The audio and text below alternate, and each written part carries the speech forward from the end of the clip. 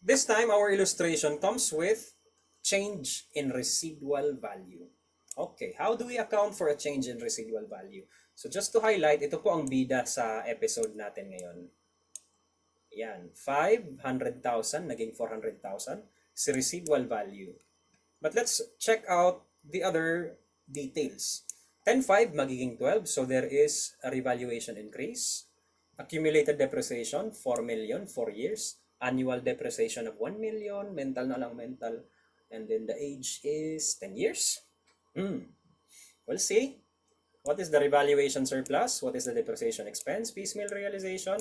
It's basically the same requirements as the previous problem. And yun, 2020. Yan. Moving. Age of the asset is 10 years. Compute mo na lang, mental. So the depreciation ratio would be 4 over 10 years. Let me just put a demarcation line here. This is my revaluation schedule. Yan. Ito ang kailangan natin na information. But before that, our computation of the accumulated depreciation works a little bit differently. This time. Yan. So, to compute the accumulated depreciation, since there is a residual value here, you need to compute it separately. Like this. Equipment is 10.5.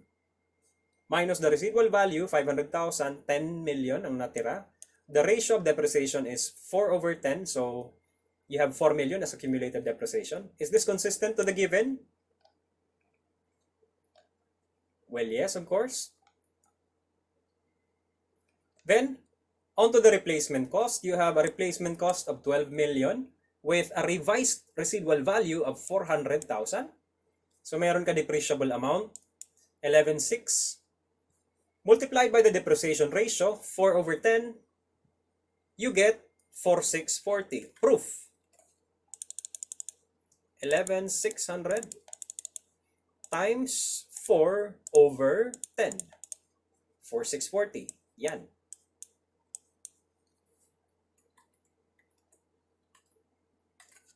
Okay, going. So you have the accumulated depreciation already for the replacement cost and accumulated depreciation as given. You simply plot down the computed figures and the given here.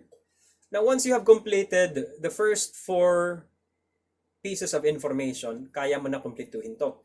10.5 minus 12, 1.5 increase in equipment. And 4 million minus 4,640, that is an increase again of 640. 6.5, 7,360, and so forth. Okay. Is this the first time na nagre-revalue tayo?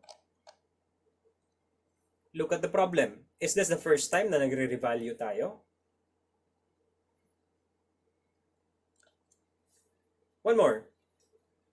Sa revaluation na problems, if there is no given revaluation surplus balance yet, assume that it is the first time that we are revaluing a piece of item. Okay? A piece of PPE. So, wala naman akong nakikita dito na balance of revaluation surplus. So, meaning, this could be the first time that we are revaluing. Pero pag may balance dyan, ang gagawin mo lang is, you know that this is treated as revaluation increase or revaluation decrease. Compare it with the balance. Okay? And so, we have 1.5, 640, and 860. 860 is your revaluation increase accounted as purely revaluation surplus. Since there is no previously recorded impairment losses, yun na yun. You have journal entry, increase 1.5. Increase din si accumulated depreciation, 640. And revaluation surplus is also increased by 860. Yan. There is an alternative approach to doing this. And if you have the book ni Valix, you might probably encounter a solution that looks like this. Yan. Wherein, In his solution, pinipresent ang residual value as the revised amount na. Pero ang ginagamit pa rin na residual value for computing your accumulated depreciation is the old residual value. So this point here in the computation of accumulated depreciation, that one, the 500,000, that's still true. Pero in his presentation, it is only to compute the remaining depreciable amount, which is consistent naman. 10.5 minus residual value revised, 10.1, minus the accumulated depreciation of 4 million, makukuha mo ang remaining depreciable amount na 6.1. That is not the carrying amount of the asset, ha? That is remaining depreciable amount.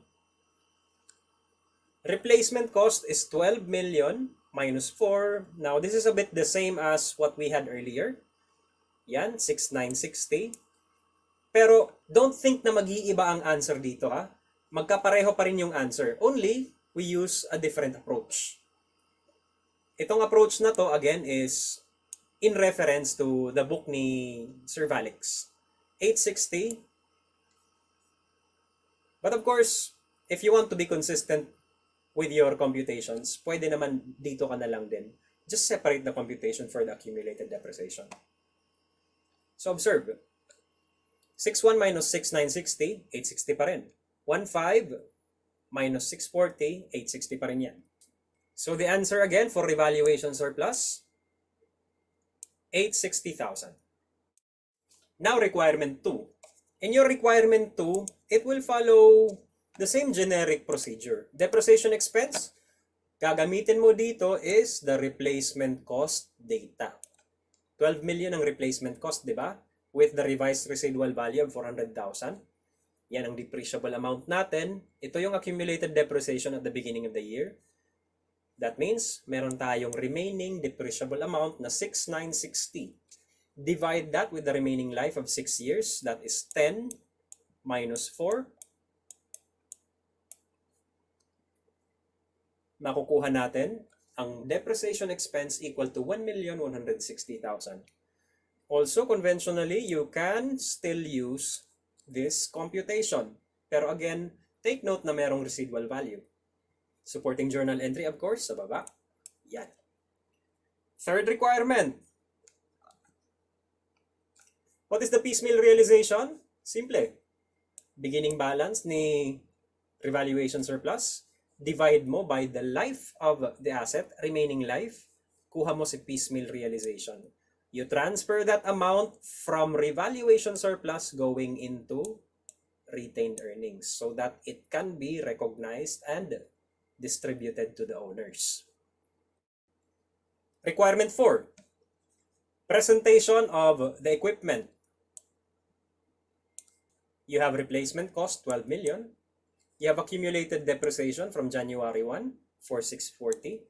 And depreciation expense for the year for a total of 5,800.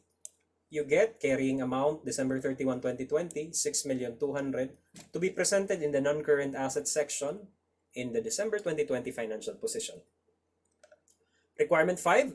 Sa requirement 5, ito po ang magiging balance ng revaluation surplus natin and the computation as well. Yan. One final illustration. And we will talk about another issue here in revaluation. Change in useful life. It is not uncommon na magkaroon ng change in useful life. Especially kung magkaroon ng change in operation or change in function ng isang item of PPE. So, what if there is a change in useful life? Ano mangyayari?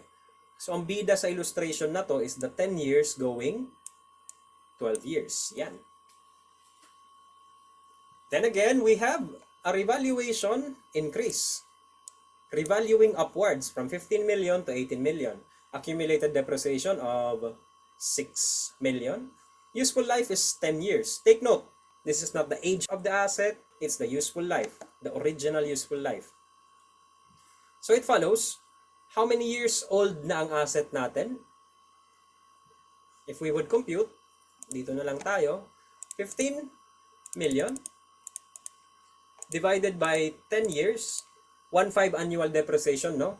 So that's 6 million divided by 1.5 annual depreciation. Our asset is already 4 years old.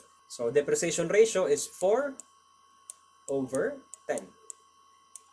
Yan. We are required revaluation surplus, depreciation expense, and piecemeal realization. Requirement 1. Schedule. This time I used 40%, pero actually that's 4/10, the same. Equipment, cost of 15 million, naging 18 million na, may increase na 3 million. 6 million, magiging 7.2, may increase na 1.2. So 40% of 18 million is 7.2, I'm pretty sure. So 3 million minus 1.2 is 1.8.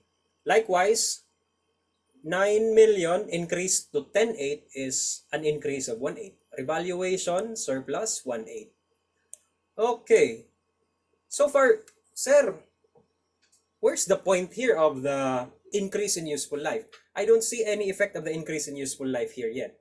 Kasi po, ang increase in useful life is not going to be reflected on time of revaluation, but it will be reflected after revaluation na. It will only affect the remaining depreciable amount, and it will not affect the historical accumulated depreciation. So ganito po, 40%, 4/10, di ba? Pero sir, 12 years na tayo ngayon. Should it be 4/12? No, this one is wrong. Why? Ang gagawin po natin is like this. The change in life is more evident on the computation of depreciation expense, which is when you compute depreciation expense, the remaining depreciable amount will be depreciated over the remaining life of the revised life. So the revised useful life of 12 years minus the life already spent or already used, 4 years, meron kang remaining life na 8. So ano ulit yun? Meron kang data from the replacement cost column, ito, with the remaining depreciable amount of 10.8. That's your carrying amount kasi walang residual value. Your depreciation is simply computed as follows. Remaining depreciable amount over remaining life. That means 10.8 over 8 years remaining. The reason behind this, guys, is because change in useful life is accounted for as a change in accounting estimate, which will not affect historically recorded amounts, but rather will only affect current and future amounts. It is accounted for prospectively. So pag magkaroon ka ng extension in life, hindi mo na pwede galawin yung previous depreciations. Ang pwede mo lang ma-adjust is ano yung natitirang amount na pwede ma-depreciate, i-allocate mo na lang yan for the remaining life na revised. So you have 1,350 as your depreciation expense. And of course, since the depreciation mode has changed, the piecemeal realization will also be affected with the same issue. So 1/8 will be allocated as for 8 years, which gives us a piecemeal realization of 225,000. So that's it, guys, for revaluation. If you have any questions, comment down in this video, or you can just reach out to your teachers in our closed Facebook groups. And with that, I'll bid you adieu. This is your Sir Kevin O again, signing off. Bye.